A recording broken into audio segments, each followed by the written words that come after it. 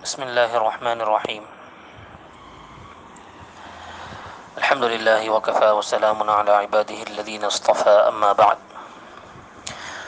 أعوذ بالله من الشيطان الرجيم. بسم الله الرحمن الرحيم. وكلا نقص عليك من أنباء الرسل ما نثبت به فؤادك. صدق الله العظيم. اللهم صل على سيدنا محمد وعلى آل سيدنا محمد وبارك وسلم. اللهم صل على سيدنا محمد وعلى آل سيدنا محمد وبارك وسلم. اللهم صل على سيدنا محمد وعلى آل سيدنا محمد وبارك وسلم.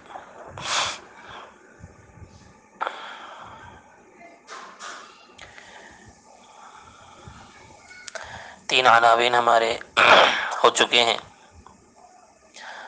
عقائد سے متعلق.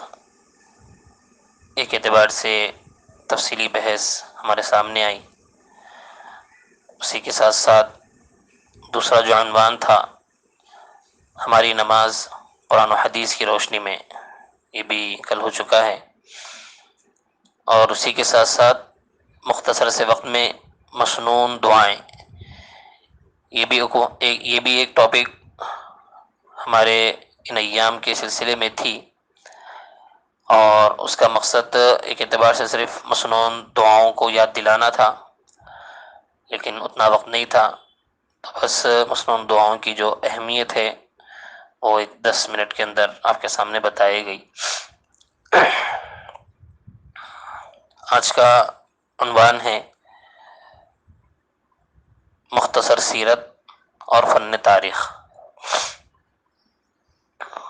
لیکن اس میں سب سے پہلے فن تاریخ کیا ہے، اس کو سمجھنے کے لیے کتنی چیزیں ہمیں سمجھنا ہیں، اس کو پہلے انشاءاللہ بتایا جائے گا. پھر اس کے بعد سیرت یا دوسرے عناوین پر بات آئے گی. فن تاریخ یہ بھی ایک فن ہے. بہت سارے فنون ہیں دنیا میں. علم یہ مکمل ایک فن ہے، لیکن اس کی بھی بہت ساری شاخیں ہیں.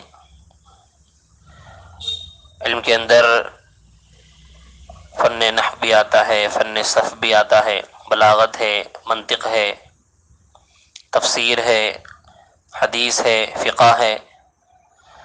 انگلش میں بھی بہت سارے فنون آپ کو مل جائیں گے، سائنس ہے، سوشل ہے، میتھمیٹکس ہے. تو یہ کیا ہے، سارے کے سارے فنون ہیں. تو انہی فنون میں سے ایک فن تاریخ کا بھی ہے.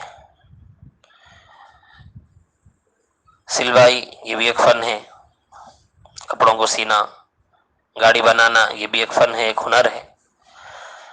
تو بہرحال تاریخ بھی ایک فن ہے.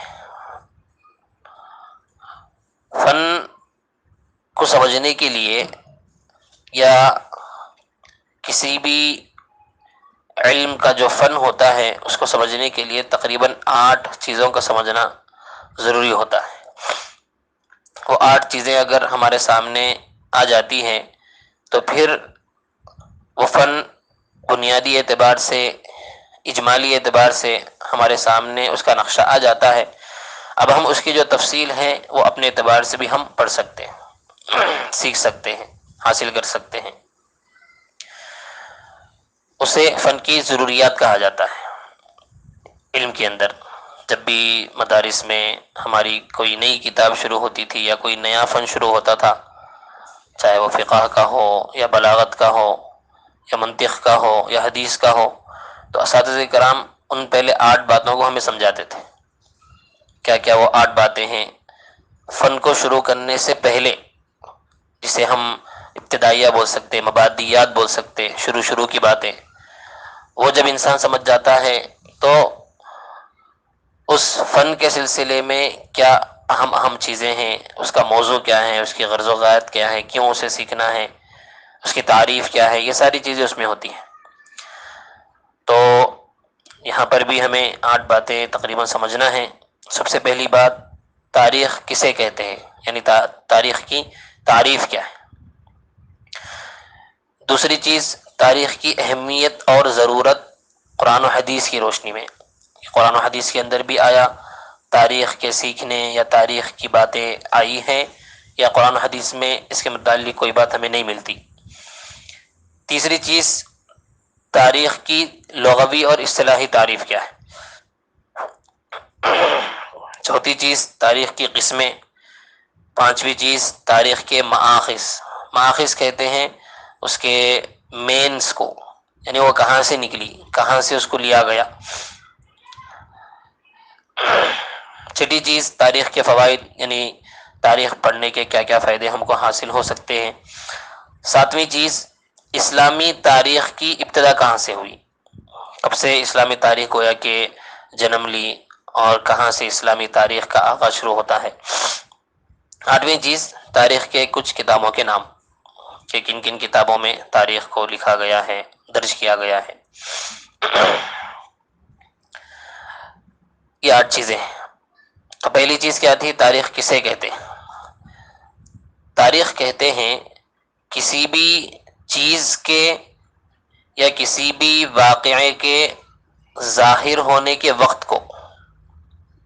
کوئی بھی چیز کب واقع ہوئی،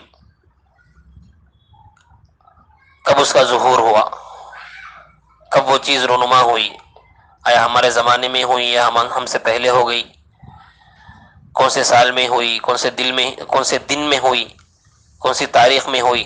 بہرحال یا جس سال میں کوئی بھی چیز یا کوئی بھی واقعہ، کوئی بھی حادثہ پیش آتا ہے تو اس کو بھی تاریخ کہہ سکتے ہیں، اور سنتن کہہ سکتے ہیں کہ یہ سنہ ہے یہ. ٹھیک ہے. تو بہرحال تو تاریخ کسی بھی یا تو چیز کے واقع ہو جانے یا آنے والے زمانے میں کسی بھی چیز کے رونما ہونے، ان ساری چیزوں کو تاریخ کہا جا سکتا ہے. دوسری چیز تاریخ کی اہمیت قرآن و حدیث کی روشنی میں. قرآن کریم کو اللہ تبارک و تعالی نے اصلاً لوگوں کی ہدایت کے لیے اتارا. خود شروع سورہ میں لا ریب فی ذالک الکتاب لا ریب فیہ ھدی للمتقین، یہاں تو متقینوں کے ساتھ خاص کیا گیا ہے، لیکن دیگر جگہوں پر اللہ تبارک و تعالی نے قرآن کریم کس وجہ سے نازل کیا ہے اس کو بتایا ہے کہ قرآن کریم کو ہم نے لوگوں کی ہدایت کے لیے اتارا ہے. ٹھیک ہے. اصل مقصد تو یہ ہے. لیکن قرآن کریم کے مطالعے سے، قرآن کریم کے پڑھنے سے ہمیں ضمناً یہ باتیں معلوم ہوتی ہیں کہ اللہ تبارک و تعالی نے قرآن کریم میں تاریخ بیان فرمائی ہے. انبیاء علیہ الصلوۃ والسلام کی تاریخیں، ان کے اقوام کی تاریخیں، ان کے واقعات، اور ان کی نافرمانیوں کی وجہ سے ان کا انجام بد، اور فرمانبرداری کی وجہ سے انہیں کیا کیا انعامات ملے، یہ ساری چیزیں یہی ہیں. اسی کے ضمن میں اللہ پاک نے ساری ہدایتیں عطا فرمائی ہیں کہ عبرت حاصل کرتے جاؤ، تاریخ پڑھتے جاؤ.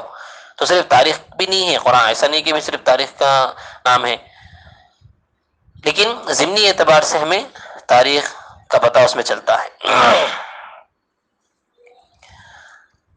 قوموں کی زندگی میں تاریخ کی اہمیت اور ضرورت اسی طرح ہے جس طرح کہ ایک آدمی کی زندگی میں اس کے حافظے اور یادداشت کی اہمیت ہوتی ہے. جس انسان کی زندگی میں یادداشت اور حافظہ زیادہ ہوتا ہے تو اس کا مقام زیادہ ہوتا ہے. تو اسی طرح جن جن قوموں میں تاریخ کی عادت تھی وہ تاریخ کو یاد رکھا کرتے تھے اور تاریخ بیان کرتے تھے، تو وہ قومیں بھی کیا کی گئی، یاد رکھی گئی. تو تاریخ کا ایک بڑا رول ہے.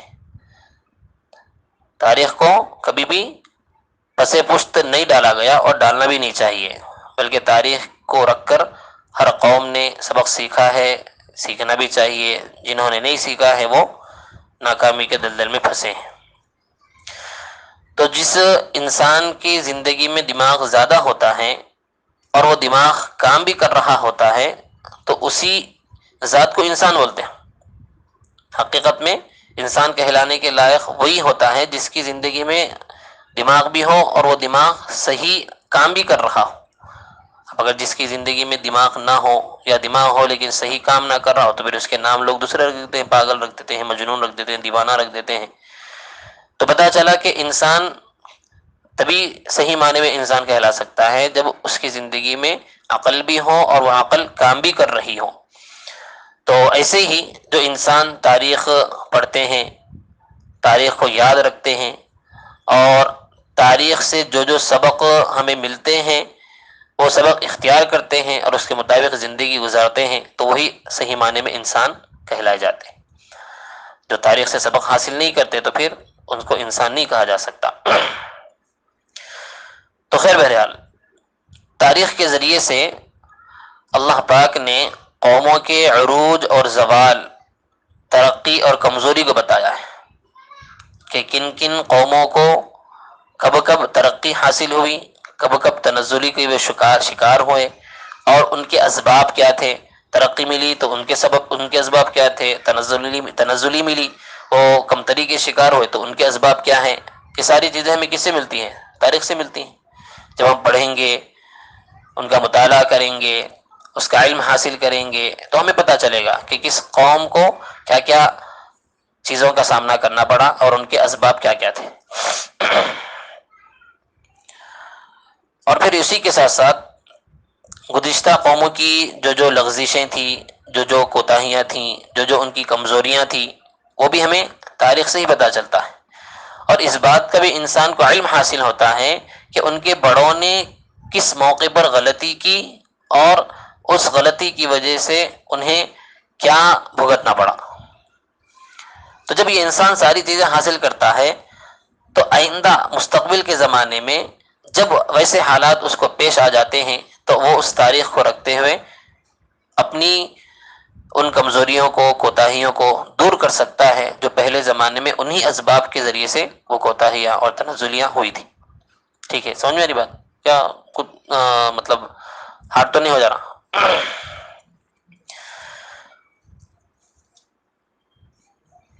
تاریخ پڑھنے سے ارادوں میں درستگی حاصل ہوتی ہے، حوصلوں میں بلندی ملتی ہے، عزائم میں پختگی پیدا ہوتی ہے۔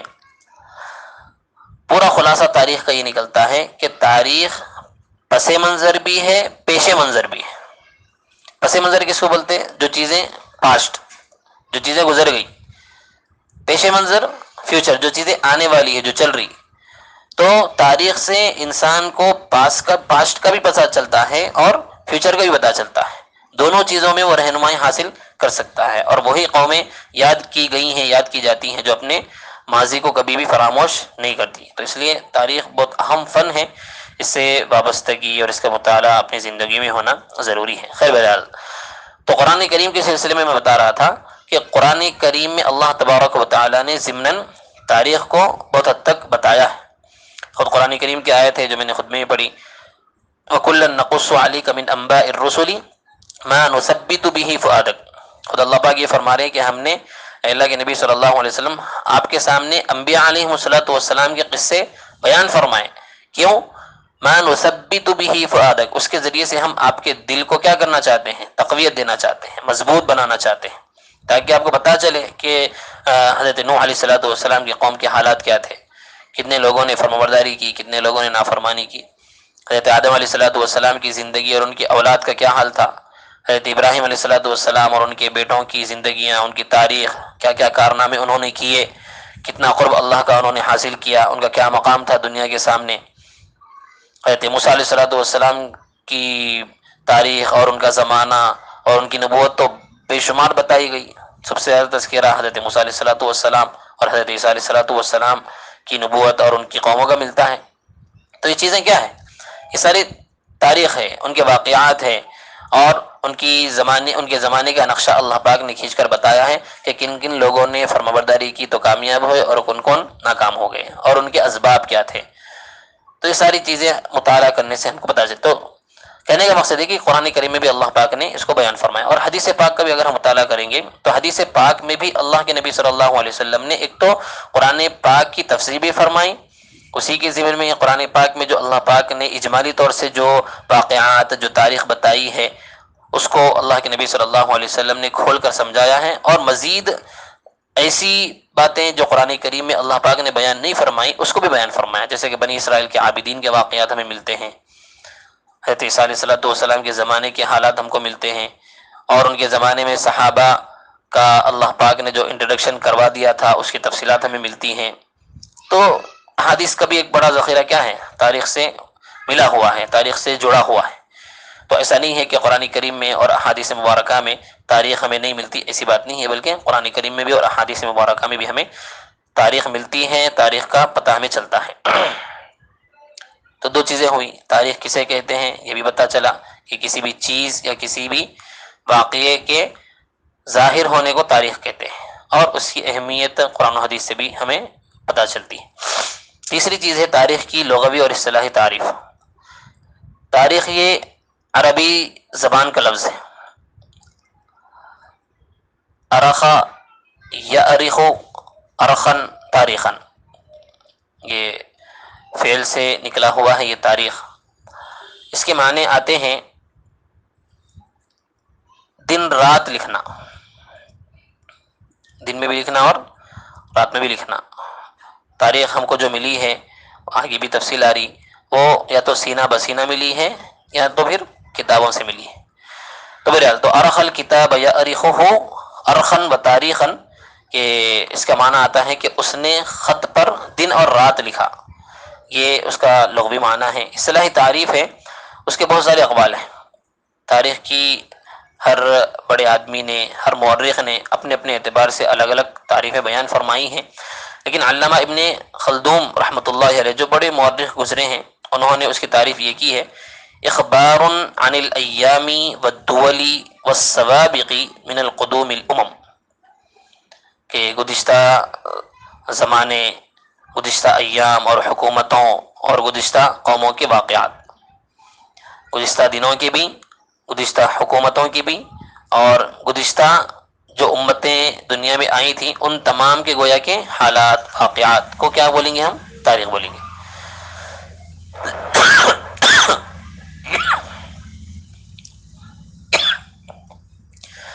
یہ تو تاریخ کی لغوی اور اصطلاحی تعریف ہوئی. لیکن ایک علم تاریخ ہے. علم تاریخ کی تعریف کیا ہے؟ علم تاریخ کی تعریف ہے: علم التاریخ علم یتضمن ذکر الوقائع واوقاتها. علم تاریخ وہ علم ہے جس کے اندر حوادث اور واقعات اور ان کے زمانے وقوع کا تذکرہ ملتا ہے، یعنی کیا کیا واقعات پیش آئے اور کس وقت میں وہ واقعہ پیش آیا، اس کا نام تاریخ ہے. اسی طرح تاریخ اسلام کی تعریف حضرت مولانا اکبر نجیب آبادی رحمۃ اللہ علیہ نے یہ فرمائی ہے کہ علم تاریخ وہ علم ہے جس کے ذریعے سے انسان کی گزری ہوئی نسلوں، بادشاہوں اور ہدایت یافتہ لوگوں، عالموں، سپہ سالاروں اور لڑائیوں وغیرہ کے حالات معلوم کر سکے. یعنی اسلامی علم تاریخ کی تعریف. اسلامی اعتبار سے تاریخ کے اندر ہمیں کیا کیا چیزیں ملتی ہیں اس میں، اس لیے کہ ہمارا بہت ساری تاریخ کا حصہ بادشاہوں کا بھی رہا ہے، سپہ سالاروں کا بھی رہا ہے، اور بہت سارے ہدایت یافتہ ہادیین بھی گزرے ہیں، علماء گزرے ہیں، انبیاء گزرے ہیں. تو بہرحال تو جو بھی انسانی نسلیں گزری ہیں کسی بھی اعتبار سے، ان کے اوصاف کے اعتبار سے، تو ان تمام کے واقعات کو معلوم رکھنا یہ تاریخ ہے. کتنی چیزیں ہیں؟ 3 چیزیں. یہ چوتھی چیز ہے تاریخ کا موضوع. یعنی موضوع کا مطلب یہ ہے کہ یعنی کس طرح کی اس میں باتیں ہوتی ہیں، ٹاپک سمجھیے، یعنی کیا باتیں اس میں بتائی جاتی ہیں تاریخ میں. تو علامہ سقاوی رحمۃ اللہ علیہ نے تاریخ کا موضوع بیان کرتے ہوئے فرمایا کہ موضوعہ الانسان والزمان، کہ تاریخ کے اندر ہمیں جو ٹاپکس ملتی ہیں یا تو وہ انسانوں کی ملتی ہے یا ان کے زمانے کی. یعنی ہر زمانے میں یہ انسان تھے، فلاں تھے، ان کے یہ حالات ہوئے، ان کے یہ واقعات ہوئے، انہوں کامیابی کو پہنچے، انہوں ناکامی کو پہنچے. تو بہرحال تو تاریخ کے اندر جتنی بھی ساری چیزیں ملتی ہیں اس کا تعلق یا تو انسانوں سے ہے یا نہ تو ان کے زمانے سے ہے، یعنی کس زمانے میں یہ حالات پیش آئے.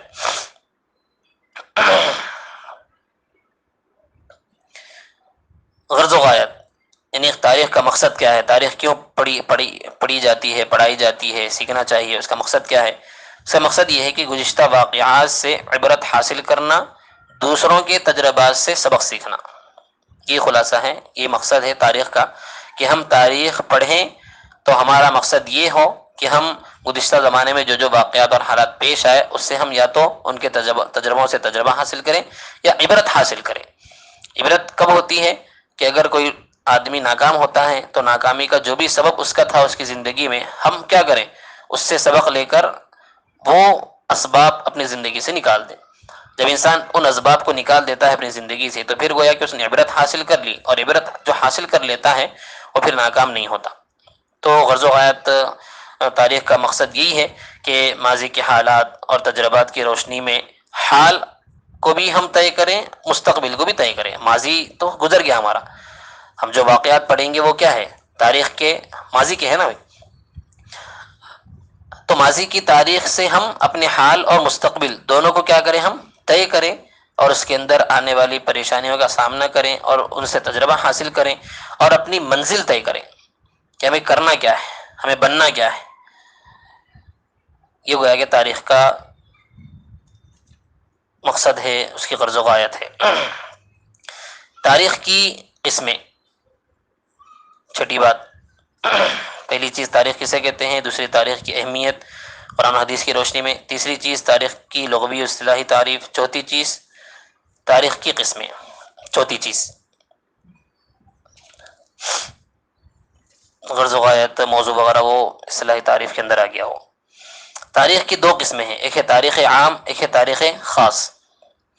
تاریخ عام کہتے ہیں کہ جس میں دنیاوی اعتبار سے عمومی بحث کی جائے، دنیا کے حالات، دنیاوی اعتبار سے کس کس زمانے میں کن کن لوگوں کے ساتھ کیا کیا حالات پیش آئے، اس کا گویا کہ علم حاصل ہو۔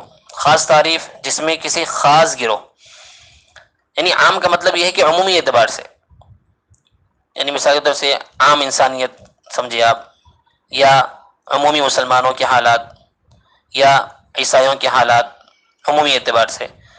خصوصی تاریخ کا مطلب یہ ہے کہ کسی بھی خاص ایک گروہ، جیسے کہ عرب ہے یا ترکی ہے، تو ان کے واقعات ہم پڑھ رہے، ان کے حالات ہم پڑھ رہے، ٹھیک ہے۔ بغداد ہے، بغداد ایک خاص شہر ہے، خاص چیز ہے، صرف انہی کے حالات ہے، ٹھیک ہے۔ اندلس ہے، یہ خاص، یعنی گویا کہ ایک طے ہو گیا نا بھائی، اندلس بولو تو خالی اندلس کے ہی واقعات۔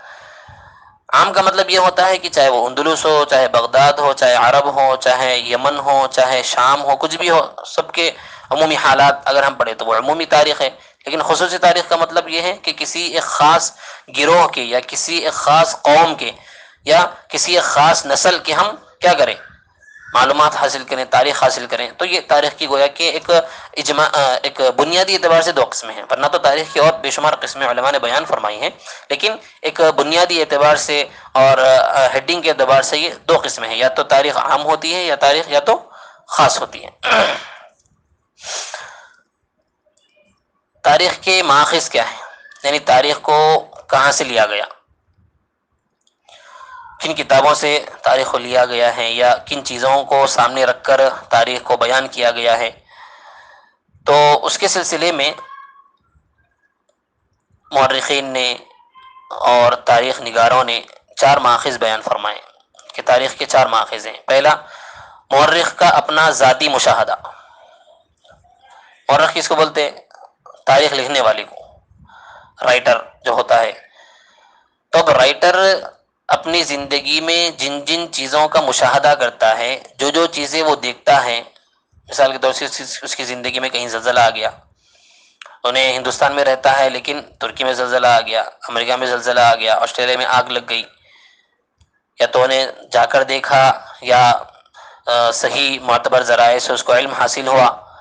تو بہرحال تو اپنی زندگی میں جن جن چیزوں کا وہ مشاہدہ کرتا ہے اس کو مورخ کیا کرتا ہے، لکھتا ہے۔ تو یہ ایک قسم ہے پہلی، کہ یہاں سے گویا کہ تاریخ ہمیں ملتی ہے۔ دوسری چیز ہے آثار منقولہ۔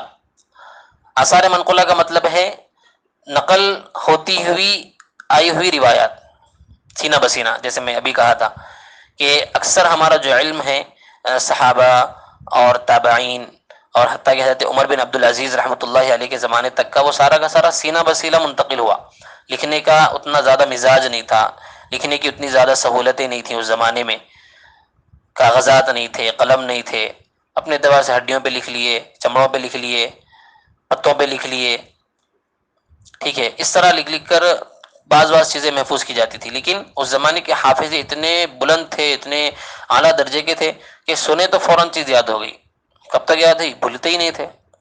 حضرت ابو ہریرہ رضی اللہ عنہ سب سے زیادہ حدیث کو بیان کرنے والے صحابی ہیں، اور سب سے یعنی کم زمانہ ان کا گزرا ایمان کی حالت میں، یعنی بہت دیر سے وہ ایمان لائے تھے، لیکن اس کے باوجود بھی کیا ہے، اتنے احادیث ہیں کہ ان سے بڑا کوئی محدث گویا کہ نہیں ہے صحابہ کے اندر۔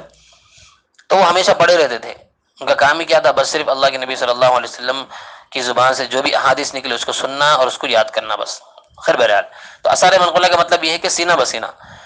تو تاریخ کا بڑا حصہ ہمیں کس سے ملا؟ سینہ بسینہ ملا۔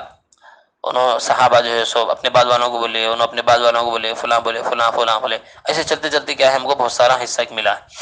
تیسری قسم ہے تحریری مواد، یعنی وہی لٹریچر ہے، کتابیں ہیں اور میگزینس ہے، چھوٹے چھوٹے رسالے ہیں، بہرحال جتنا بھی رائٹنگ میں لکھا ہوا جو بھی مواد ہے، اس سے بھی گویا کہ ہمیں تاریخ ملی۔ یہ زمانہ حضرت عمر بن عبدالعزیز رحمۃ اللہ علیہ سے شروع ہوا۔ انہوں نے اپنے زمانے میں جب اس کی ضرورت محسوس کی اور راویوں کو جب انہوں نے پرکھا اور ان کی تفتیش کی، ان کے حالات کا جائزہ لیا کہ کون سچے ہیں، کون جھوٹے ہیں، بیان کرنے میں کون صدقے کے ساتھ کام لے رہے ہیں، کون نہیں لے رہے ہیں، بہرحال جب انہوں نے اس کا مشاہدہ کر لیا تو پھر ایک ٹیم کو رکھتے ہوئے بالکل سچائی کے ساتھ جو باتیں بیان کرے، احادیث بیان کرے، بہرحال وہاں سے گویا کہ انہوں نے ایک لمبا یہ کام شروع فرمایا تحریری مواد کا۔ تو تحریر سے بھی ہم کو چیزیں ملی ہیں۔ چوتھی چیز ہے آثار قدیمہ، پرانی جو بھی عمارتیں ہیں یا پرانے زمانے کی جو بھی چیزیں جو باقی ہیں اس زمانے میں، اس کو دیکھ کر بھی تاریخ کا پتہ چلتا ہے۔ جیسے کہ اب ہمارے اگر علاقے میں دیکھیں تو گول گنڈا ہے، سات گنبد ہے، یہ تاریخی کیا ہے؟ عمارتیں ہیں۔ یہ جب ہم جاتے ہیں تو ہمیں پتہ چلتا ہے کہ بھئی یہ فلاں بادشاہ کے زمانے کا قلعہ ہے، یہاں پر انہوں نے یہ کارنامے انجام دیے، ان کی یہ تاریخ تھی، ان کی بادشاہت اتنے سال چلی، ان کے وزیر اتنے تھے، ان کی فوج ایسی تھی۔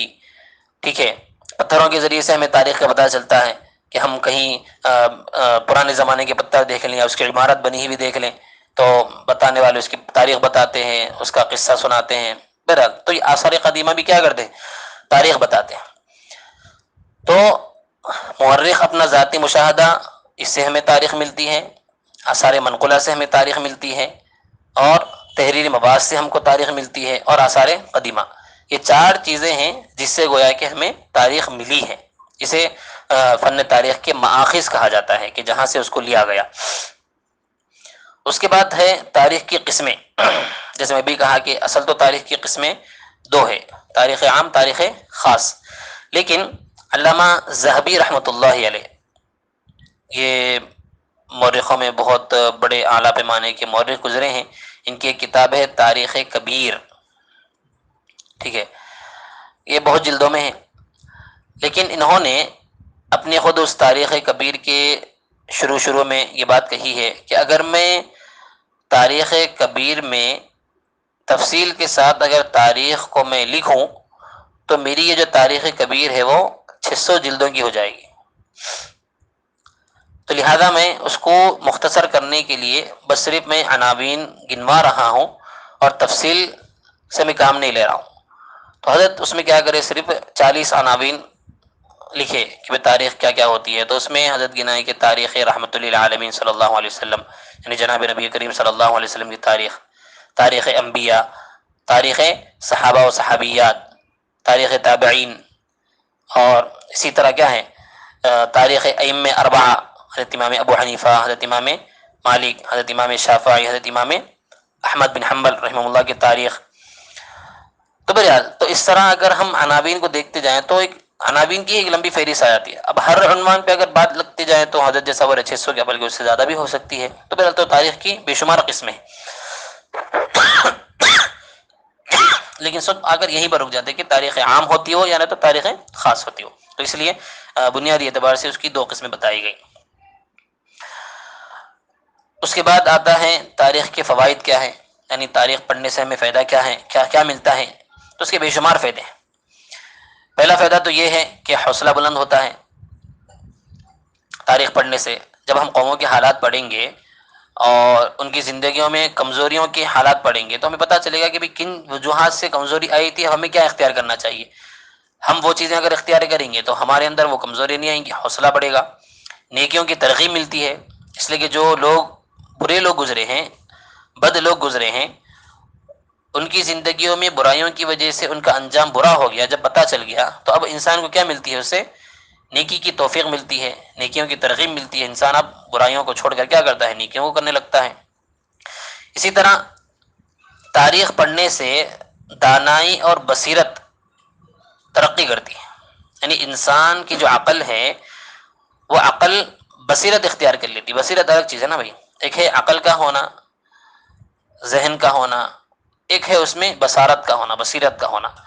یہ پہلے تو ایمان والوں کے ساتھ پیش آتی ہے۔ ایمان والا اگر ہے تو اللہ پاک اسے نیکیوں کی وجہ سے، تقویٰ کی وجہ سے اس کی ذہانت میں بصیرت عطا فرماتے ہیں۔ بصیرت سے پھر آدمی کیا ہے؟ اب کا نہیں بلکہ کئی زمانے بعد کا سوچتا ہے۔ ایمان والے کی فراست سے بچنے کا حکم دیا گیا حدیث پاک میں، اتقوا فراست المؤمن، کہ ایمان والے کی فراست سے تم بچو۔ فراست کا مطلب یہی ہے کہ اس کے اندر بصیرت ہوتی ہے، بصارت ہوتی ہے، وہ آگے کو دیکھتا ہے اپنے ایمان کی وجہ سے۔ تو بہرحال تو تاریخ سے یہ چیزیں ملتی ہے، دور اندیشی بڑھتی ہے، دلوں کے اندر رنج اور غم کی کیفیت نکل کر خوشی اور مسرت کی کیفیت حاصل ہوتی ہے کہ بھئی اگر کسی کے واقعات پڑھے، جنگ کے واقعات اگر ہم پڑھ لیے اور آخر میں ان کو کامیابی ملی تو پتہ چلتا ہے ارے بھائی چلو انہوں اتنی مشقتیں برداشت کرے، فلاں کرے، ہم تو یہ سمجھ رہے تھے کہ بھئی انہوں ناکام ہو گئے ہوں گے، لیکن نہیں، یہ تو الٹا ہی ہم کو معلوم ہوا۔ تو انسان کی زندگی سے کیا ہے؟ رنج اور غم ختم ہوتا ہے اور خوشی اور مسرت کی چیزیں اسے میسر ہوتی ہیں۔ تو بہرحال اسے بے شمار فوائد ہیں، صبر و استقلال آدمی کی زندگی میں آتا ہے، صبر کا جذبہ اور اپنے آپ کو استقامت کے ساتھ قائم رکھنا۔ تاریخ کا آغاز کب سے ہوا؟ ایک ہے نارمل تاریخ، ایک ہے اسلامی تاریخ۔ تو اسلامی تاریخ کا آغاز کب سے ہوا؟ حضرت آدم علیہ الصلوۃ والسلام سے ہوا۔ جب حضرت آدم علیہ الصلوۃ والسلام دنیا میں آئے، ان کی نسل آگے بڑھی تو لوگوں کو تاریخ کی ضرورت پڑی۔ حضرت نوح علیہ الصلوۃ والسلام آئے، ان کی کشتی کا واقعہ پیش آیا، تو پھر طوفان نوح یا کشتی نوح سے تاریخ کا ایک سلسلہ شروع ہوا۔ پھر ان کے بعد دوسرے نبی آئے، ان کے زمانے میں کوئی نئی چیز پیش آئی یا کوئی انوکھا واقعہ پیش آیا تو وہاں سے ایک سلسلہ شروع ہو گیا۔ بنا کعبہ سے ایک تاریخ ہمیں ملتی ہے، حضرت ابراہیم علیہ الصلوۃ والسلام، حضرت اسماعیل علیہ الصلوۃ والسلام سے ایک تاریخ ہمیں ملتی ہے۔ تو بہرحال تو یہ جو تاریخ کا سلسلہ ہے وہ روز اول سے گویا کہ شروع ہو گیا، لیکن وہی تھا کہ بھئی لکھنے کا مزاج نہیں تھا، کس کی قوم میں تھا، کیا ہے کیا نہیں، یہ اللہ پاک جانتے ہیں۔ لیکن ہمیں جو یہ سارے جو سارا علم ملا وہ جناب نبی کریم صلی اللہ علیہ وسلم سے، قرآن سے اور حدیث سے ملا، اور یہ ہمیں ایک سلسلہ، پورا سلسلہ ایک زمانے تک تو سینہ بسینہ ملا ہے، پھر اس کے بعد تحریری مواد میں بھی ہم کو میسر ہوا ہے۔ تو بہرحال تو الگ الگ زمانوں میں، متعدد زمانوں میں مختلف شخصیات، مختلف واقعات اور حالات کی وجہ سے گویا کہ تاریخ کا آغاز ہوا۔ جیسا جیسا زمانہ تھا، جیسی جیسی شخصیتیں تھیں اور جیسے جیسے واقعات پیش آتے گئے، ویسا ویسا گویا کہ تاریخ بنتی گئی۔ حضرت یوسف علیہ الصلوۃ والسلام کی ایک تاریخ ہمیں ملتی ہے، ان کو کس طرح ان کے بھائیوں نے پلان کر کے کیا ہے والد صاحب سے دور کرنے کا پلان کیا، کنویں میں ڈال دیے، لیکن اللہ پاک نے ان کو بچا لیا، پھر کہاں گئے وہ، فلاں فلاں، یہ ایک لمبی تاریخ ہے۔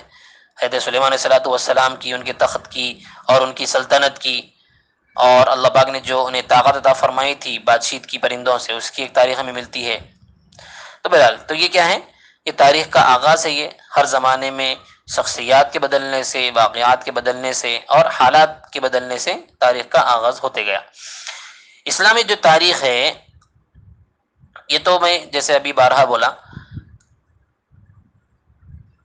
حضرت عمر فاروق رضی اللہ عنہ کے زمانے میں سن 17 یا غالباً سن 18 ہجری میں حضرت عمر فاروق رضی اللہ عنہ نے صحابہ کرام رضوان اللہ علیہم اجمعین کے مشورے سے یہ بات طے فرمائی تھی کہ مجھے یہ بات زیادہ سمجھ میں آتی ہے کہ ہماری جو اسلامی تاریخ ہے اس کا ہم آغاز ہجرت سے رکھیں ہم، اس لیے کہ ہجرت سے اسلام کو غلبہ ملا نا۔ جب تک مکہ مکرمہ میں تھے تو ایک اعتبار سے اتنا زیادہ غلبہ نہیں تھا، اتنے لوگ زیادہ مسلمان نہیں ہوئے تھے، اسلام کی تبلیغ اتنے کھلم کھلا طریقے سے نہیں ہو سک رہی تھی، ان کے کفار مکہ، مشرکین مکہ کے پریشانیوں کی وجہ سے، ان کے اذیتیں پہنچانے کی وجہ سے۔ لیکن جیسے ہی اللہ کے نبی صلی اللہ علیہ وسلم نے ہجرت کی، اب پورا گویا کہ پانسا ہی پلٹ گیا، اب اسلام کو غلبہ وہاں سے ملنا شروع ہوا۔ تو اسلامی تاریخ کا آغاز حضرت عمر فاروق رضی اللہ عنہ نے کہاں سے رکھا؟ ہجرت سے رکھا، ورنہ تو ایک تاریخ ہمیں اس سے پہلے حضرت عیسیٰ علیہ الصلوۃ والسلام کی پیدائش سے ملتی ہے، جسے عیسوی کیلنڈر کہا جاتا ہے، مشہور اقوال کے اعتبار سے کہ وہاں سے گویا کہ عیسوی کیلنڈر شروع ہوا، اور اللہ بہتر جانتے کہ وہیں سے شروع ہوا، اس سے پہلے شروع ہوا وہ، لیکن زیادہ مشہور اقوال کے اعتبار سے ملتی ہے کہ عیسوی جو کیلنڈر ہے، انگریزی جو کیلنڈر، اس کی ابتدا حضرت عیسیٰ علیہ الصلوۃ والسلام کے زمانے سے ہوئی۔ اسی وجہ سے اب کتنے سال ہو گئے؟ 2023 چل رہا ہو، اور ہجرت سے اگر ہم دیکھیں تو 1444 چل رہا۔ تو یہ جو فاصلہ ہے وہ اسی کا ہے کہ حضرت عیسیٰ علیہ الصلوۃ والسلام حضرت جناب نبی کریم صلی اللہ علیہ وسلم کے درمیان میں اتنا فاصلہ تھا، جس کی وجہ سے سالوں کی یہ یعنی عیسوی سال زیادہ ہیں اور ہجری سال تھوڑا سا کم ہے۔ تو ہجرت سے گویا کہ ہماری اسلامی تاریخ کا آغاز ہوتا ہے، اور جب سے ہجرت شروع ہوئی، جب سے لے کر حضرت عمر بن عبد العزیز رحمۃ اللہ علیہ، بلکہ امیر معاویہ رضی اللہ عنہ کے زمانے میں ایک کتاب کی بات ہمیں ملتی ہے کہ انہوں نے اپنے زمانے میں ایک کتاب لکھوائی تھی، اس کے علاوہ اور زیادہ ہمیں روایت نہیں ملتے۔ البتہ حضرت عمر بن عبد العزیز رحمۃ اللہ علیہ کے زمانے سے انہوں نے پھر باضابطہ تاریخ کو اور احادیث کو، روایات کو لکھانے کا کام انجام اپنے سر پر لیا، اور اس کی ایک اچھی گویا کہ بنیاد حضرت نے رکھی۔ کن کن کتابوں سے ہمیں تاریخ پڑھنا چاہیے؟ تو عربی میں اس کا زیادہ مواد ہے، البدایہ والنہایہ بڑی بڑی کتابیں ہیں، تاریخ طبری ہے، اور تاریخ کبیر ہے، تاریخ الخلفاء ہے، تاریخ الاسلام ہے عربی زبان کی، اردو میں بھی تاریخ اسلام ہے، دو تاریخ اسلام ہے، الگ الگ مورخین کی لکھی ہوئی، الگ الگ علماء کی لکھی ہوئی، تاریخ امت مسلمہ ہے، تاریخ ملت ہے۔ تو بہرحال یہ گویا کہ فن تاریخ ہے، یہ نارمل جو تاریخ، اب اس تاریخ میں ہر چیز آتی ہے، جیسے کہ ابھی بتایا گیا، چاہے وہ اسلامی تاریخ ہو، یا چاہے انبیاء کی تاریخ ہو، یا صحابہ کی تاریخ ہو، یا قوموں کی تاریخ ہو، چاہے وہ قومیں مسلمان تھیں یا غیر مسلم تھی، یا ممالک کی تاریخ ہو، نسلوں کی تاریخ ہو، کسی ایک کی ہو یا عام لوگوں کی ہو، بہرحال تو ہر طرح کی تاریخ کو تاریخ بولتے ہیں۔